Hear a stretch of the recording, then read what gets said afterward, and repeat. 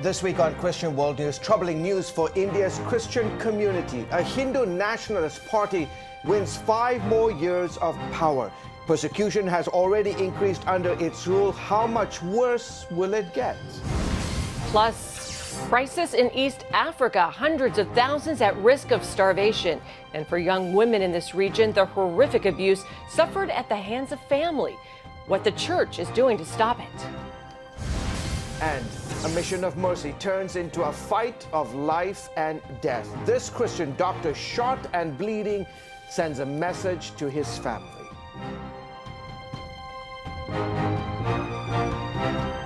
Hello everyone, welcome to this week's edition of Christian World News. I'm George Thomas. And I'm Wendy Griffith. India's Hindu-led BJP party secured a massive landslide victory in national elections this week. Incumbent Prime Minister Narendra Modi won a second term in office following a marathon election in the world's largest democracy. Official data also showed Modi's party winning 303 of the 542 seats in Parliament, up from 282 it had won 5 years ago. Christians and other religious minorities who have suffered intense levels of persecution under Modi's first 5 years in office fear the next 5 years could bring even more hardships. Joining me now is Jeff King, president of International Christian Concern. Jeff, great to have you back on the broadcast. So why is India embracing this Hindu nationalist party? Well, it's a great question, George. I think there's a couple factors. If you look around the world, there's a drift towards strong men in the world. You see it in India and China and Egypt and different places. The other thing, though, I think really specific to India is that there's a perceived threat of Islam. And Pakistan, it looked like the election was going to be a little closer. There was a suicide bombing in Kashmir, but you can't even point to that. It's a much broader move. So there's the reaction to Islam, and it's a reaction to Christianity, too. You know, Christians are seen as the prime converters of Hindus. So it's a very much a turn towards nationalism. Since the BJP came to power 5 years ago, Jeff, persecution, as you know, against Christians has increased. How bad has it been? It's bad. You know, we do our own internal surveys. We're monitoring the news and the attacks every day. I don't have the stats in front of me, but it's a very strong increase. It happened right after Modi gained power, and that's not by accident, George. As you know, the BJP and Modi are radical Hindus. There's a lot of hate speech towards Christians coming out from the party, and then Modi's big job is just to be silent after attacks on Christians, and this signals his radical followers that they have impunity. There will be no consequences. So very strong increase, totally correlated with the BJP and with Modi. It's now going to get worse. And they won a landslide. This was a massive victory for them. They gained seats, as my colleague Wendy mentioned, in the House of Parliament, in the Lok Sabha, as they call it. Yeah. Do you expect it will get worse for Christians in the next 5 years? I very much do, George. You know, there's a couple things that are really worrisome. So first of all, the bread and butter of persecution is going to continue, and it's going to increase. That's attacks on Christians. That's attacks on churches, on pastors, radical, violent closings of churches. But here's something even more frightening, that, you know, the word on the street, and this isn't even the word on the street, some of it's coming from the BJP, is that they will say, hey, listen, we have a mandate, and they're going to use that to push the country to change the Constitution and move it away from secularism and make it Hindu, primarily Hindu. And that's going to be a disaster. We have last 30 seconds here. How is the church reacting to this election, and how can we pray for them? Well, we need to pray for our brothers and sisters. They are reacting with sadness. It's not absolute surprise. I think we all knew Modi was going to win in the recent weeks. I'm not sure how many people thought it was going to be this big of a landslide. But we need to pray, and we need to get the gospel out. This is, in the end, it's a spiritual war, and people in India need the gospel, and the persecuted need protection. Okay, Jeff, thank you so much for coming on the show. Jeff King with International Christian Concern. Appreciate your insights, sir. Bless you. Wendy. The growing tension in the Middle East is highlighting the Iranian regime's abuses of human rights, particularly the persecution of Christians and other religious minorities. In Washington, D.C., human rights experts, religious freedom advocates, and politicians came together to hear about Iran's escalating war against non-Muslims. Victims of Christian persecution in Iran also addressed the gathering, sharing first-hand accounts of life in the Islamic regime. The Iranian government arrested and imprisoned us because of our evangelical Christian faith.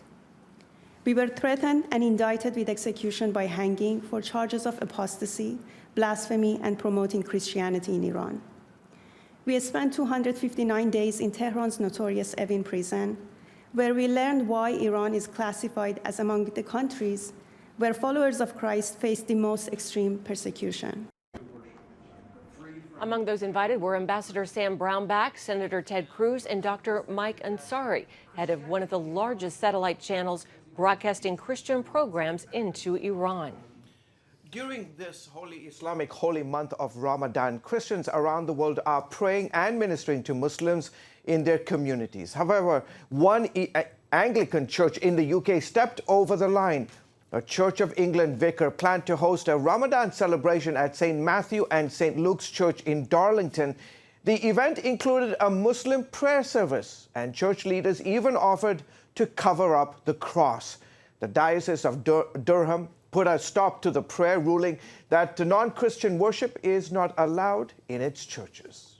Voters in Europe cast their ballots through May 26 in what some are calling the most important EU Parliament election in a generation. Citizens in all 28 European Union member states are choosing 751 seats. A new organization of Christian political parties in the election is hoping to give small parties a big voice in Brussels. It's called the European Christian Political Movement. Its founder is Johannes de Jong. The reason that we created the European Christian Political Movement was that we could see that in the existing European political parties there was not much space for an explicit Christian profile. So Christians in Europe know that we are there, know that there are parties at national level that may seem small in your eyes, but at the European level, together as European Christian Political Movement, we can really give them a much bigger platform, and we do. De Jong says the EU was founded by Christians and is rooted in Christian civilization. Up next, race to save lives, the Christians bringing food to a starving population and rescuing young girls from horrific abuse.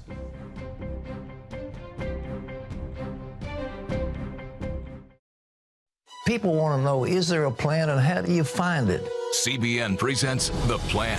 8 keys for understanding God's will for your life. We're going to talk about God's plan for your life. Is there a plan for everyone to life? In Pat Robertson's latest teaching, you'll discover the secret to knowing and living out God's unique purpose for you. The plan of God will be unfolded in your life in ways you couldn't believe possible. In The Plan, Pat reveals the principles to understanding God's will so that you will be filled with peace, provision, joy, and satisfaction. Plus, see amazing stories of how others are living out their individual purpose intended by God. God is faithful, and we did what He told us to do. Live the life God has designed for you. I hope that God works out a plan in you that will bring blessing, joy, peace, and happiness. Get the plan. Call 1-800-700-7000 or visit cbn.com. Remember for a moment what it was like to be a child. You believed every story you were told. You saw a world full of endless possibilities. What stories will the world's orphaned and at-risk children believe? We believe the Bible tells the only story truly worth believing. We believe that every child should have the opportunity to dream, the chance to take challenges and turn them into possibilities, the chance to stand on the promises of God, to recognize their place in the greatest story ever told. They have their whole lives ahead of them. Theirs is a world of endless possibilities. They are looking for a story to believe. We will tell them that story. Will you join us?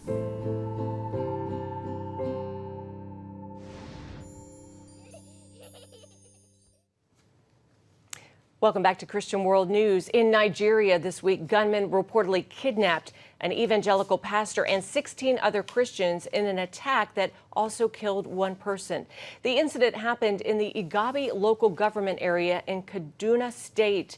Reverend Kakera Idaho and 16 members of the evangelical church Winning all were kidnapped after midnight in the early hours of Sunday. A witness said 20 to 30 armed Fulani extremists, a violent, mostly Islamic group, carried out the attack as the church was hosting a combined choir sing. The church is reported to have a large mission organization and has seen phenomenal growth, with some congregations increasing as much as 400% in recent years. The kidnappers are demanding 15 million naira. That's about 41,000 US dollars. Church leaders say they can raise only 1 million. They also say they have not contacted the police because in past kidnap cases, the police have done nothing to help. Pastor Bala Ido told media, quote, "We are only praying and making efforts on our own to get them released. We believe in the power of God." Staying on the continent of Africa, a severe drought in northern Kenya has created a food crisis, leaving hundreds of thousands of people on the brink of starvation. Relief workers are trying to get food to the people, but they can't reach everyone, as you can imagine. Several relief agencies are at work in the region, including CBN International, digging water wells. Wendy. And CBN Chief International Correspondent Gary Lane is just back from northern Kenya, joins us more. Tell us about the relief work that's happening there. Well, first, let me tell you about who it's going to. It's the Turkana people in Turkana County. There are about 350,000 Turkana there. This is a very desolate area. It's all desert. There's very little to eat. They have palm nuts that they showed me. That's what they're eating. So I was with a international relief organization called United Response International that partnered with Harvest of Hope Africa to bring food to these people. And as you can see, they're picking some of the grain that has fallen from the sacks out of the sand because they're that desperate for food. We're helping them sift through that. But we provided relief, I would say, in 3 distributions. About 500 people were fed. And it's much needed in that area, but we didn't feed them just food. Right. We gave them spiritual relief as well. Some of the workers there provided prayer and ministered to the people, found out what their problems were, how we can better help them, and that sort of thing. But CBN is also doing water wells there. Wow. I talked to one couple, they had walked 7 miles round trip just to get water, and then the water's dirty. So they're in much needed water wells there as well. Wow. Well, there's another crisis happening Yes. there, the mutilation, sexually mutilated of the young girls. Yes. Tell us about that and what the church is doing to help. Well, that's in the Maasai area, and the Maasai people are probably about 2% of the Kenyan population. There are 70 ethnic groups in Kenya. This is one of them. And in the Maasai tribe, they actually, when a girl becomes 12, 13, 14 years old, they do female genital mutilation. That is, the women are considered property there, and so are the daughters. They're also sold into sexual slavery. I met this girl was released because she was from a forced marriage. Her father was trying to sell her for a couple of cattle, and she didn't want to marry the man. The man was older than her father. So this is a ministry there of Maasai ladies that help rescue the girls from female genital mutilation and from forced marriage. And that happens in the Maasai tribe. But Wendy, we also helped get them to a safe place, because it's one thing to rescue them and pull them out of that situation. Right. It's also to get them to a place where they're safe. Absolutely. And you had an opportunity to catch up with Sam Childers. He's known as the machine gun preacher. Yes. What's he been doing? That was in Uganda. And Sam, we've known him for many years. He's been a friend of CBN's. He is working on a second Machine Gun Preacher movie that will be out in the next couple of years. But the interesting thing about Sam is he received $30 million for Machine Gun Preacher 1. He has not spent much of it on himself. He's put it all back into his ministry and his orphanages in Sudan and Uganda. That's a lot of and money. we hope to go back and follow up and do some stories with him. Yeah, good for him. Yes. All right, thanks for the update. Thank you, Wendy. Coming up, the missionary doctor who went to Haiti to save lives, attacked by mobs. One man struggling for life in the backseat of his car records a message to his wife and kids. That story when we come back.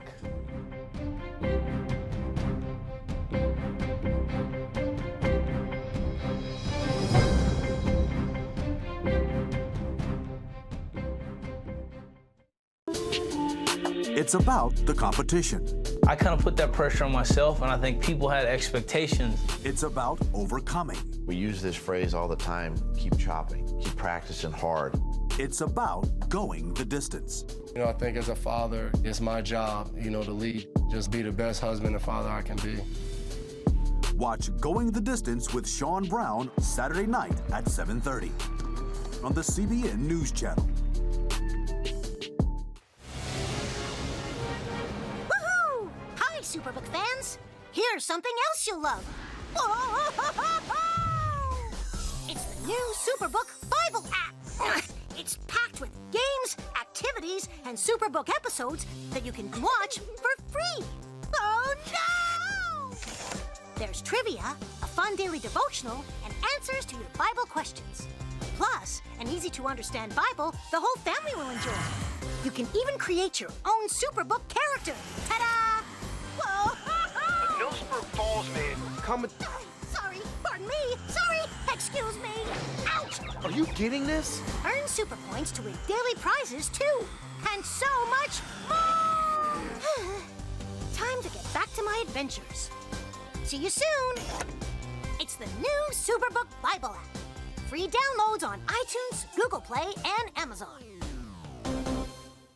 How can you find God's plan for your life? CBN presents The Plan, 8 Keys to Understanding God's Will for Your Life.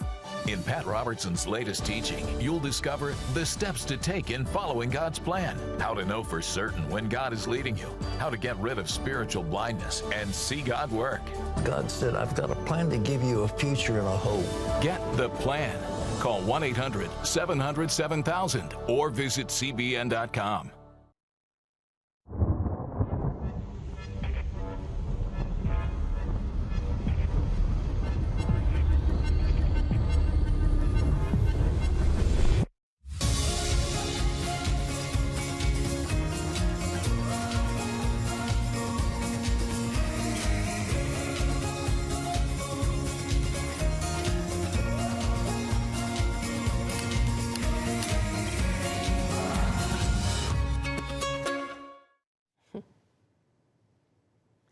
As the poorest nation in the Western Hemisphere, Haiti is in desperate need of help.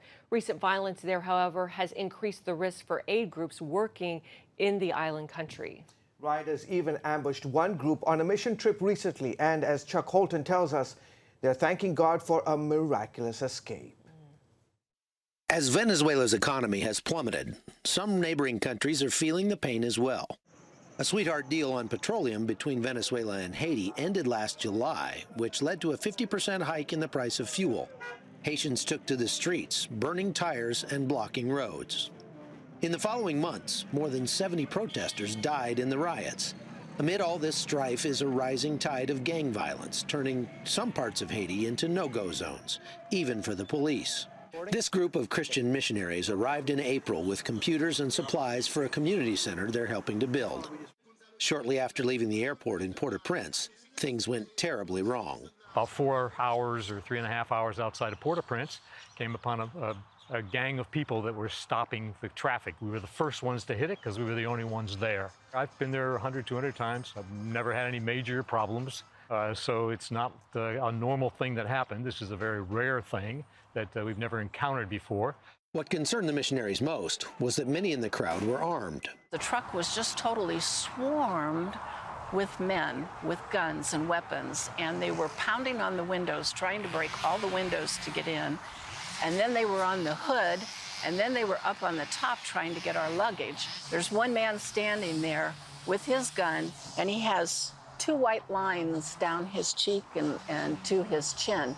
And it reminded me of voodoo. We came around a corner, and all of a sudden, here the road's blocked off. There's burning tires, there's debris, there's this mass crowd of 100, 120 people there, well armed with guns. And as we started approaching, they started firing these guns up in the air.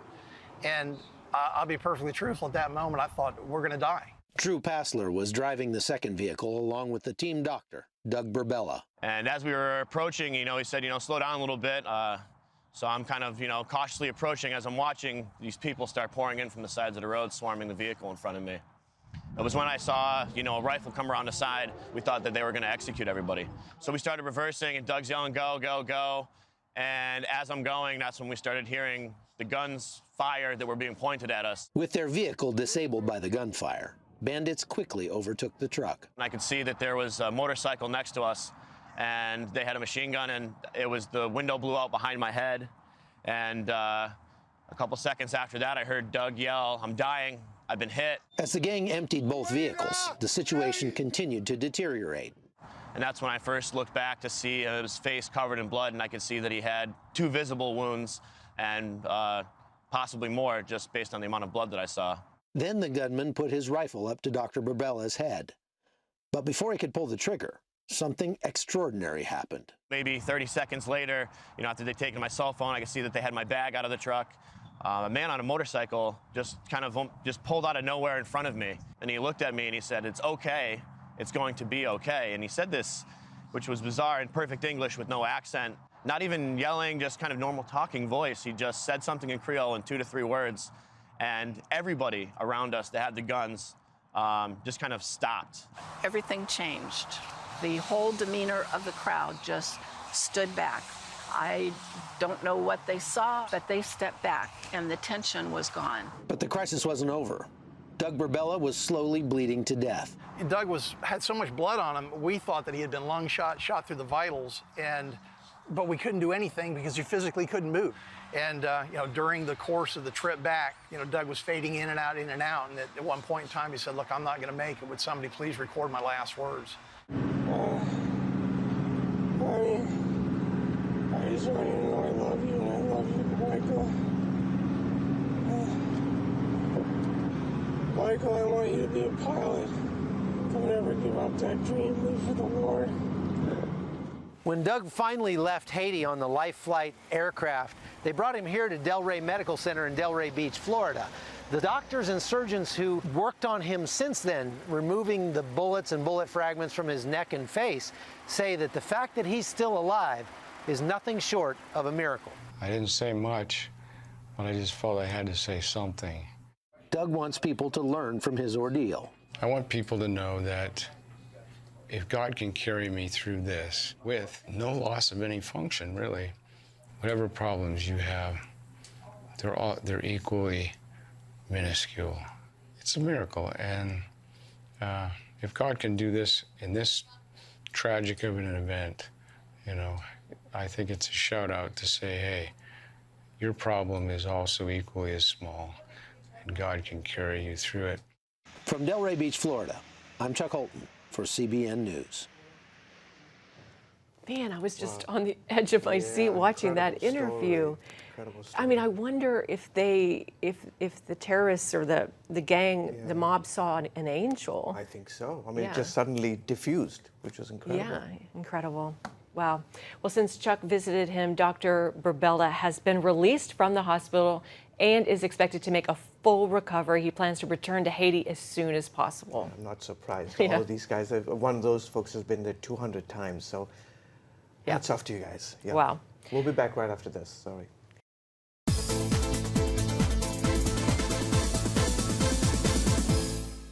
As the world watches from the outside, it's a big diplomatic tug-of-war here in the Middle East. Go inside the story with Jerusalem Dateline. Israeli archaeologists are talking about a discovery that could change the thinking about the Temple Mount. Join CBN Jerusalem Bureau Chief Chris Mitchell and get the biblical perspective on the events shaping the world. What starts in Israel then ends up going to other places. Watch Jerusalem Dateline, Friday night at 9:30 on the CBN News Channel.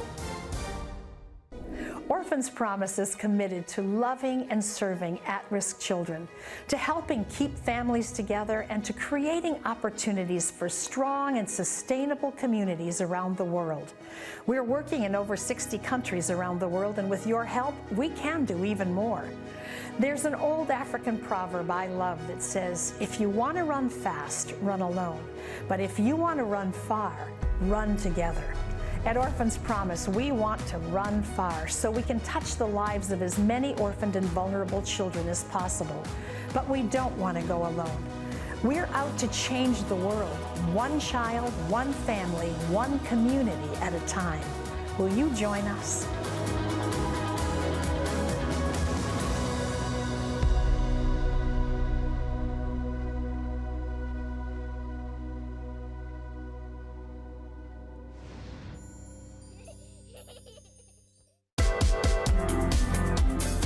Meet the pastors who are preaching the gospel in a fresh, fearless way.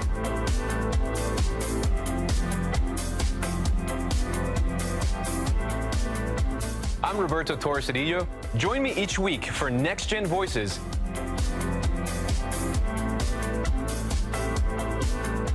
And watch God transform a generation.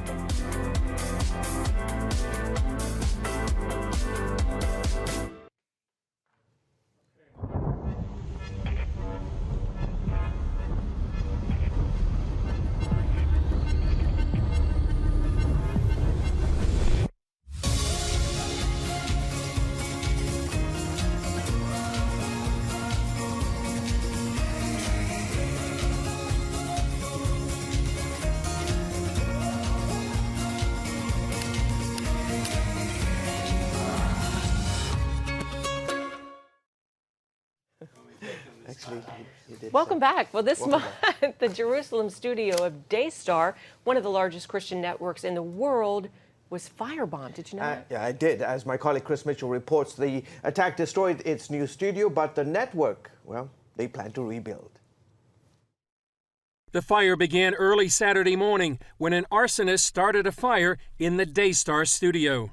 Daystar was in the midst of a major renovation and upgrade of its studio here in Jerusalem, overlooking Mount Zion and the Temple Mount. The fire destroyed the new work and much of the existing facility. The control room is, I'd say, probably totally devastated. Dave Charette, the general contractor overseeing the renovations, showed us the destruction. This is where we filmed from.